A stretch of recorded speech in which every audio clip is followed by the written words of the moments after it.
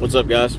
The most targeted citizen. Hope you're having a good day. It has been a very trying week. The gang stalkers are on overdrive, spending every dime of my money they can. Got some uncomfortable subjects to talk about, and I'm going to give you another reason why I'm targeted that people don't understand.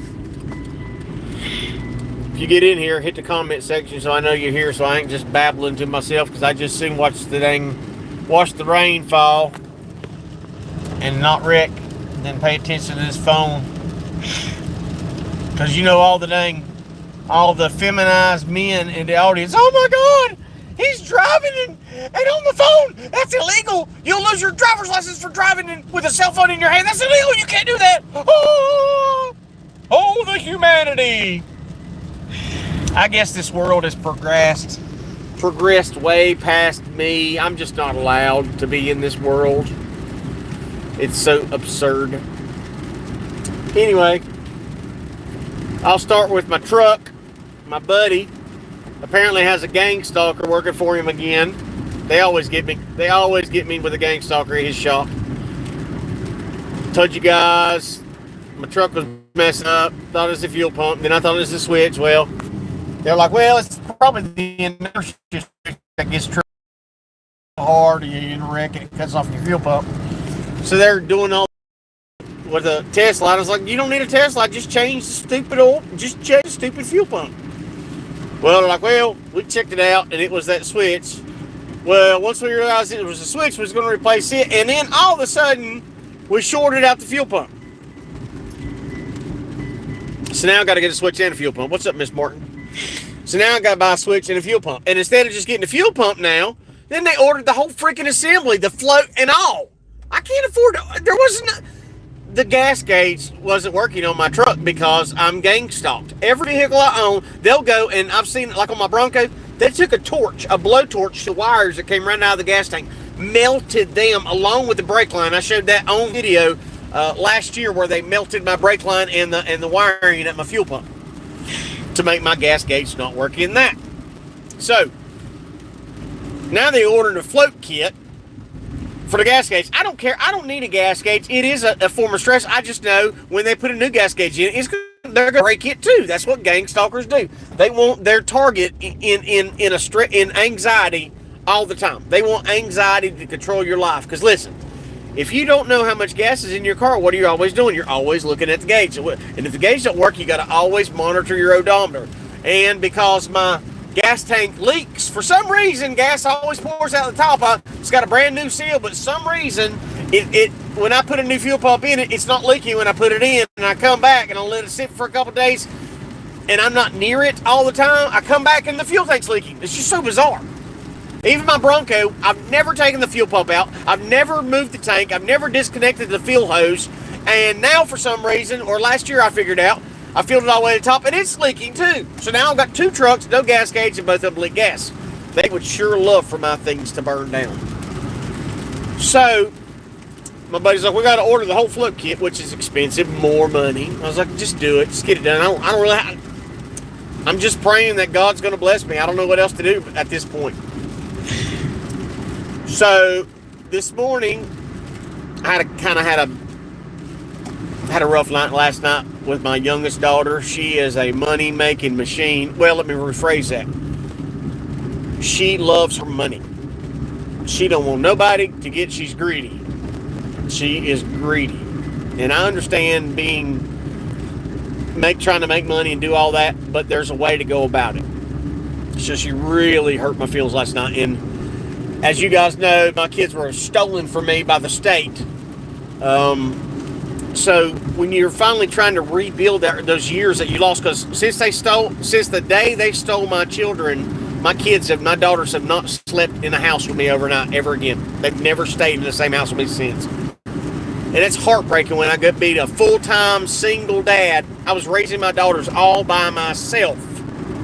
And that's when they attempted to murder me. That's when I was dead for 45 minutes. They stole my children, even though I had doctors ready to testify everything that happened when I committed suicide. The court still would not hear it. So I tiptoe around my daughters because I don't ever want to risk losing my daughters. Well, let me tell you this much.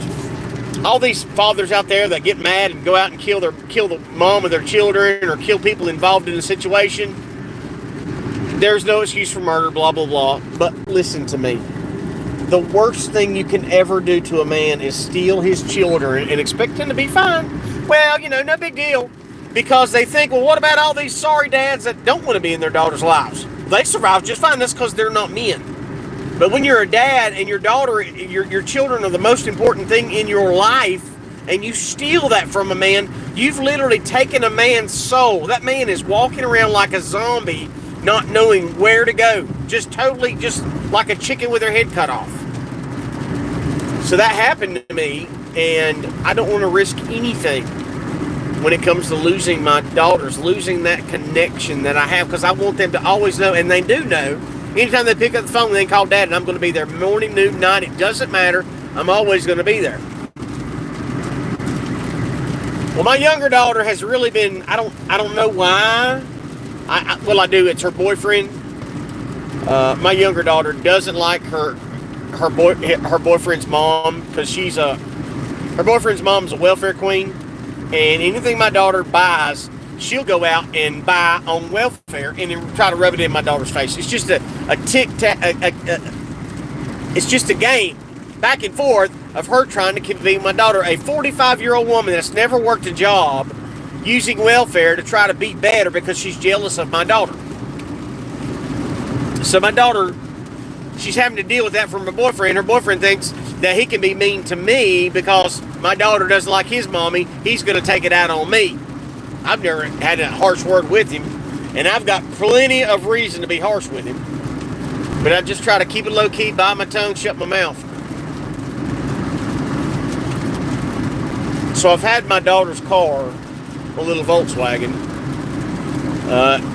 She did $800 worth of work to it 6 months ago, and then it started messing up again. I think the catalytic converter stopped up on it.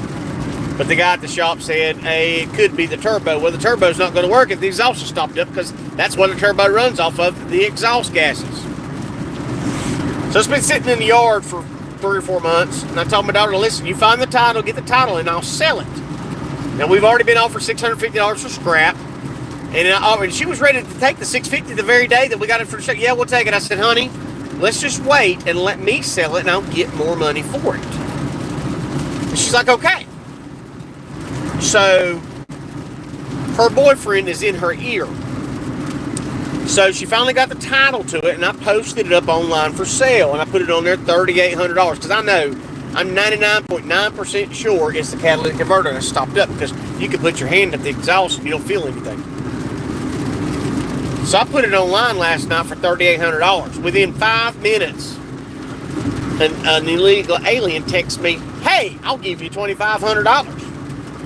I'm like, okay, let's do this. So I text my daughter. I said, well, how much will you take for this car? Because if I can make a little bit of money and make her a lot, I'm going to do that, because I've got a lot of time. I clean the car up, and I'm advertising. I'm answering all these calls.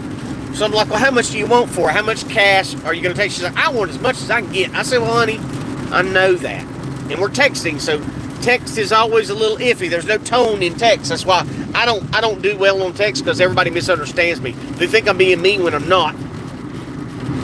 So she texts me back. I was joking with her. I said, what's my cut going to be?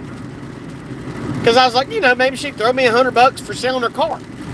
I mean, so the least she could do is been at my house forever, and I have to do all this running, and she owes me money. So she texts me back. I've just decided that I'm going to take it to a mechanic, and I'm going to get somebody to fix it, and then I can sell it for more money. So dealing with that, she threw something up in my face from a little deal we got into a while back. She kind of showed her butt last night on the phone and was being hateful to me. So I said, okay, your car will be parked in the driveway tomorrow. Keys will be in it. Come get it. She said, I'll have to get off here in a minute. I got to make, and then I'll jump right back on. So if I might just leave it live and you guys come back in 10 minutes. I'll tell you when. No, I have to probably cancel. Anyway, she showed it hurt my feelings. She instantly hurt my feelings, and it hurt my feelings. It hurts. There's no hurt like kid hurt. When your kids hurt you, that's the worst hurt in the world. And things that kids do to us, they don't think is that big deal. To me, it hurts. So, thing with age, when you get a certain age, you stop stepping over $100 bills to get a nickel. That's an old saying, stepping over $1 to get a dime. Same with kids should do. She wants to spend $2,000 on the car to try to sell it for $5,000. Why would you spend $2,000 to make another $1,500? Well, she's listening to her boyfriend. He don't know crap about cars either, so he doesn't understand. So she's all upset about it, and I'm pretty upset about it because I had the car sold. And then my other daughter's, what's happening is my family is literally under attack. My other daughter's car, alternator problems just out of the blue. Every car I'm responsible. I'm responsible for all my kids' cars because it's up to me. If it breaks, it's up to me to get it fixed. So gang stalkers are hitting everything I own and everything my kids own. And it really, really sucks. Bad.